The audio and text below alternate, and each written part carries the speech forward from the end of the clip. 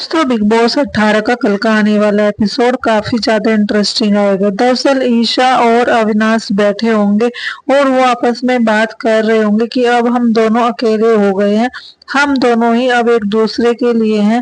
विवेन पे तो हम ट्रस्ट नहीं कर सकते हैं क्योंकि विवेन अपना अलग ही खेल रहे हैं, वो किसी के भी सगे नहीं है इस घर के अंदर।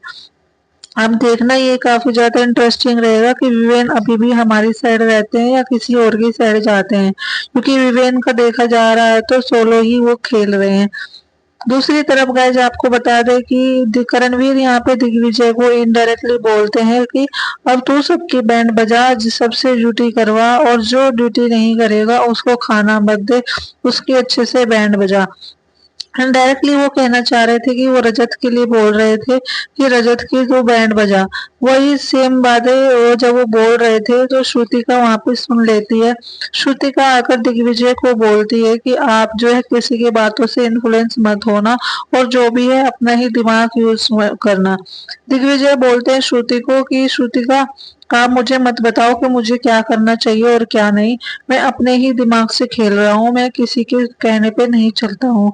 तभी श्रुतिका उस दिग्विजय को बोलती है कि आप जो है जब आपको अगर कोई पावर मिलती है नॉमिनेशन के लिए, उसको आप ढंग से यूज करना, दिमाग से यूज करना। उसके बाद गाइस आपको बता दें कि इस एक्टिविटी एरिया में तीनों वाइल्ड कार्ड एंट्री को बुलाते हैं बिग बॉस, एडिन, यामिनी और अदिति, और उन तीनों को बोलते हैं कि ये आपको तीनों को नॉमिनेशन में डाला जाता है और आपको इस हफ्ते सभी घर वालों से रिलेशन बनाना है। आपको वो डायरेक्टली किसी को भी नॉमिनेट कर सकते हैं और आप अगर अच्छा बिहेव उनसे करोगे तो आप तभी सेफ हो पाओगे। तो देखना काफी ज्यादा इंटरेस्टिंग रहेगा कि इन तीनों वाइल्ड कार्ड एंट्री में से भी कोई घर से बेघर हो सकता है या नहीं हो सकता है। अठारह के घर में एक बात तो सभी को माननी पड़ेगी। जी हाँ, विवेन ने एक बार फिर से साबित कर दिया कि वो काफी बड़े दिल वाले और समझदार इंसान है। ऐसे ही उनकी वोटिंग जो ट्रेंडिंग में नहीं होती, वो ऐसा काम भी करते हैं, इसीलिए हमेशा जब भी नॉमिनेशन में जाते हैं वो नंबर 1 पे रहते हैं। तो गाइस इस बार फिर से उन्होंने ये साबित कर दिया कि वो काफी समझदार, सहनशील और काफी सपोर्टिव नेचर के हैं। दरअसल आपको बता दें पूरी कहानी, उससे पहले कर दीजिएगा चैनल को सब्सक्राइब।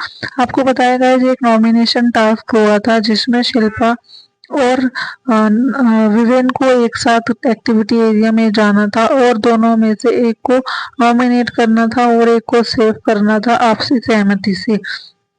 वहां पे शिल्पा ने तो काफी ज्यादा चालाकी दिखाई और उसको विवेन के सामने खुद को ऐसे रिप्रेजेंट किया कि ताकि विवेन खुद ही शिल्पा को सेव कर दे, और हुआ भी गाइस सेम एग्जैक्ट वैसा ही। इसे देखने से यही लगा कि शिल्पा काफी ज्यादा चालाक है और विवेन बहुत बड़े दिल वाले हैं। दरअसल आपको बता दें शिल्पा ने विवेन के सामने ऐसे बोला कि मैं विवेन कई बार आपको जो है सेव करना चाहती हूँ और खुद को नॉमिनेट करना चाहती हूँ। तभी विवेन ने समझा और उनको अपने आप में सोचा कि इन्होंने कितनी बार मुझे सेव किया है और मुझे टाइम ऑफ गॉड भी बनाया है, तो इस बार अगर मुझे चांस मिल रहा है तो मैं शिल्पा जी को जो सेव करूंगा।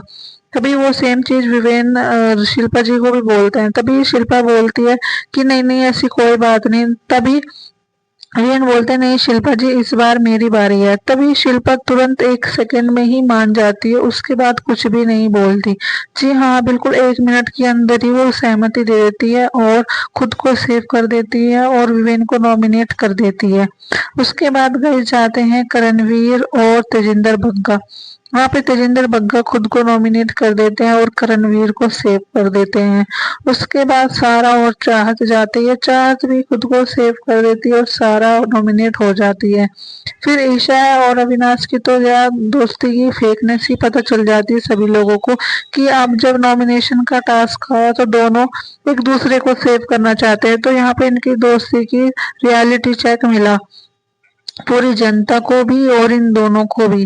दरअसल जैसे ही ईशा एक्टिविटी एरिया में घुसी और उनको बताया गया कि उन दोनों में से एक को सेफ होना है और एक को नॉमिनेट करना है, तो बिना सोचे समझे ईशा ने खुद का नाम लिया कि मैं खुद को सेव करना चाहती हूँ। अविनाश ने जैसे ये सुना तो फिर अविनाश ने भी बोल दिया कि ठीक है, तो फिर मैं भी खुद को सेव करना चाहता हूँ। तो ऐसे ही करते करते दोनों में काफी ज्यादा बहस हुई और दोनों के दोनों नॉमिनेट हो गए।